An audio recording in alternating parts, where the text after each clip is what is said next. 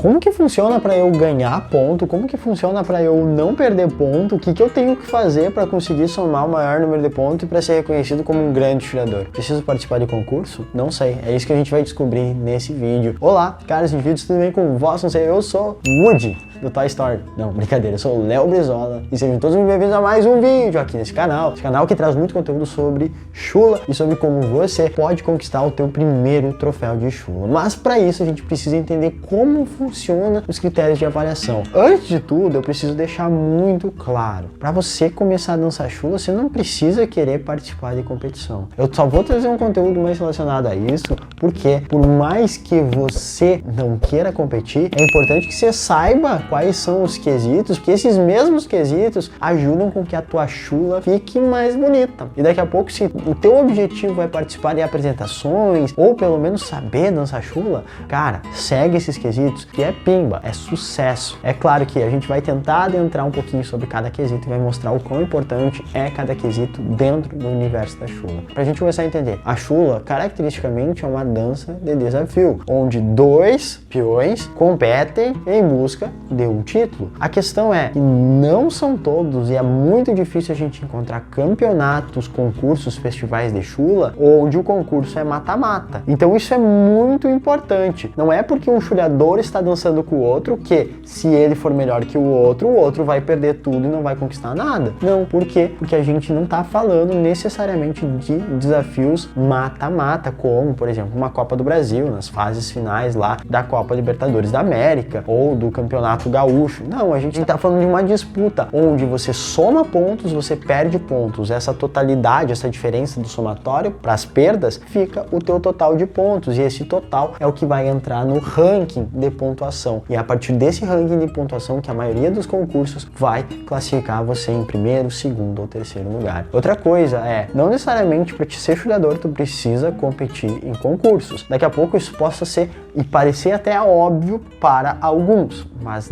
não é para todos que tá claro. Existem muitos chuleadores que enxergam daqui a pouco em festivais de amostra, festivais de dança com amostra, algo muito melhor e muito mais prazeroso do que participar de concursos. Mas da mesma forma que alguém joga futebol e não precisa participar de campeonatos de futebol para se sentir bem, também pode praticar chula como um esporte, como uma forma de tu ser saudável, de praticar alguma atividade física, e a chula te ajuda muito nisso e também te ajuda em algo muito importante, que é a tua vida. Te ajuda com networking, te ajuda com organização, te ajuda com disciplina. Então a chula tem muitos pontos positivos que valem a pena ser destacados. Vamos começar a entender como é que funciona a planilha. Senhores, eu tenho aberto aqui na minha frente, eu vou pedir para o nosso editor colocar a planilha em alguns momentos importantes aqui, para a gente entender como que funciona a sistemática da avaliação da chula. Primeira questão que a gente precisa ter em mente: cada concurso tem a liberdade de definir algumas planilhas, se estiver dentro do regulamento, se estiver adequado com o contexto, podem ser definidas. Então é importante salientar que nem sempre a gente vai encontrar a mesma planilha de avaliação nos diferentes concursos que a gente participa, mas a base, a estrutura, ela é praticamente a mesma. Aquilo que vai estar sendo avaliado, na sua essência, é praticamente a mesma. Nesse caso de exemplo, eu estou trazendo a planilha do Enarte de 2022. É uma planilha que está disponível no site do Movimento Tradicionalista Gaúcho, mtg.org.br.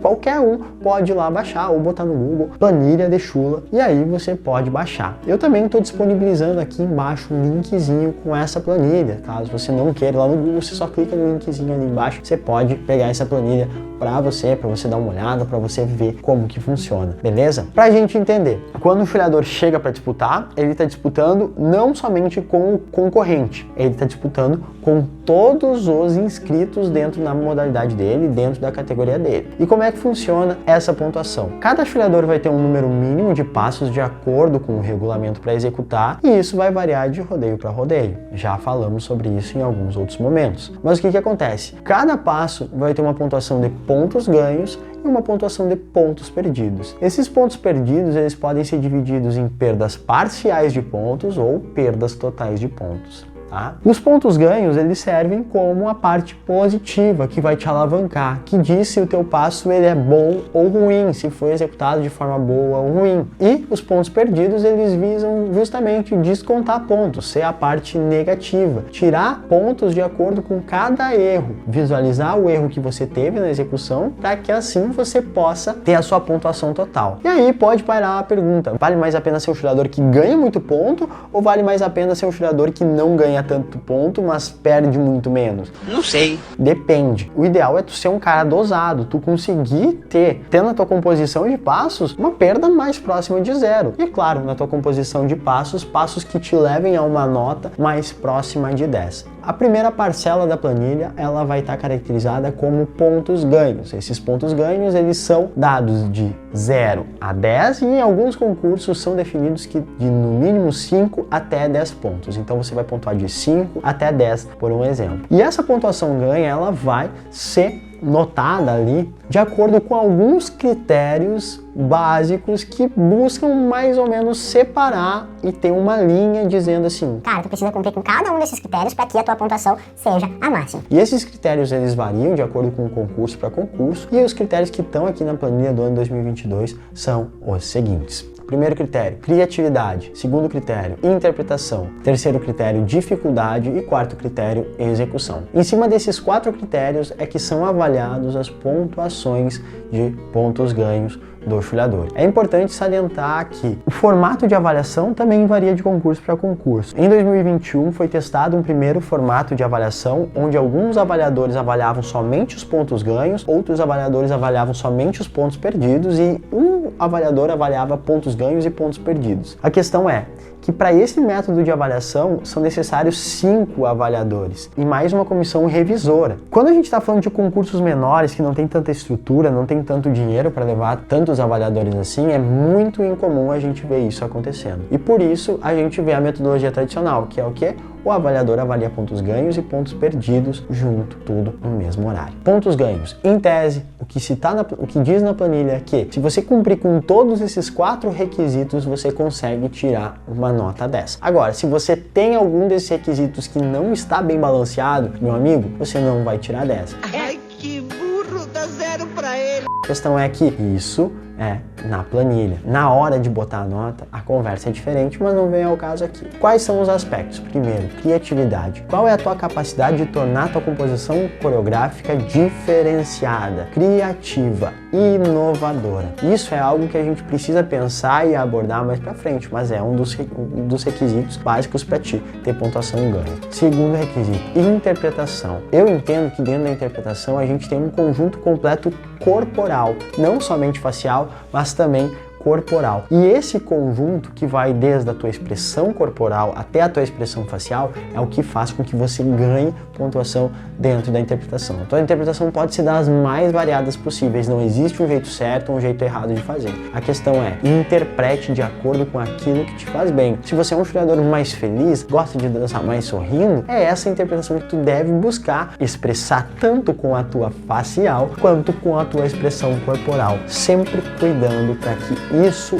ande harmonicamente. Terceiro ponto, dificuldade. Eu acho que esse é um dos pontos que sim, deve ser dado a maior atenção, porque eu particularmente entendo que, na forma que a gente vê as avaliações hoje, esse seja um dos pontos mais importantes a serem levados em consideração. Porque em geral, quando faltam bases sólidas para te dizer o passo é bom ou é ruim, é recorrido à dificuldade. O quão difícil é esse passo, o quão próximo à lança é o sapateio, o quão é diferente e hard, difícil mesmo de executar determinado movimento ou a proposição desse movimento foi feita. Então a dificuldade, ela é como se fosse um critério de desempate dentro dos pontos ganhos. E olha, não é difícil a gente ver jogadores que conseguem tirar uma nota 10, mesmo não tendo os outros quesitos, não tendo interpretado, não tendo tido uma expressão corporal muito boa, mas tendo um passo extremamente difícil. E aí você pode dizer, caramba, mas tá errado isso. Talvez, mas pelo tempo que se tem para avaliar um passo, é muito difícil levar em consideração todos esses aspectos, e é por isso que a dificuldade acaba sendo inconscientemente um ponto de desempate entre os demais critérios. E por último, claro, e aí tá relacionado sim a todos os outros, é a execução, a forma como tu te propõe a executar e como tu consegues executar esse passo. Então, apesar de muito estar atrelado com imperfeições ou perfeições do passo, a forma como tu executa tá relacionado também com o contexto, a forma como tu te apresenta no palco, como tu passa a energia, então tem essa subjetividade intrínseca a esse quesito. Agora que a gente já entendeu tudo sobre os pontos ganhos, a gente precisa falar sobre os pontos perdidos. Antes dos pontos parciais, a gente tem aquilo que a gente chama de perdas totais de ponto. E quais são elas? Primeiro, não concluir pelo menos 50% do passo. Ou seja, então se você começa a executar um passo e você não termina pelo menos a primeira parcela do passo, porque você vai ter a volta para executar e você errou, se machucou, parou no meio, se enroscou, você não executou o restante do passo, você vai ter o passo inteiro zerado, como se você não tivesse executado. Há alguns rodeios, e até 2021 isso acontecia, que se você não terminasse o passo, independente da situação, não terminou o passo, não chegou no final e feito meu galo, ou chula meu piá, não sei como é o teu final, você zerava também. Agora esse quesito foi mudado, modificado para essa planilha, para que você execute pelo menos 50% do passo. Caso você não execute, zera o passo. Ultrapassar 16 compassos musicais. Então você tem a possibilidade de fazer passos com 8 compassos musicais, 12 compassos musicais ou 16 compassos musicais. Caso você execute mais do que 16 compassos musicais no passo, zerou o passo. Caso você execute menos que 8, aí não sei, antigamente zerava. Agora tem que eu tenho que saber, eu tenho que descobrir.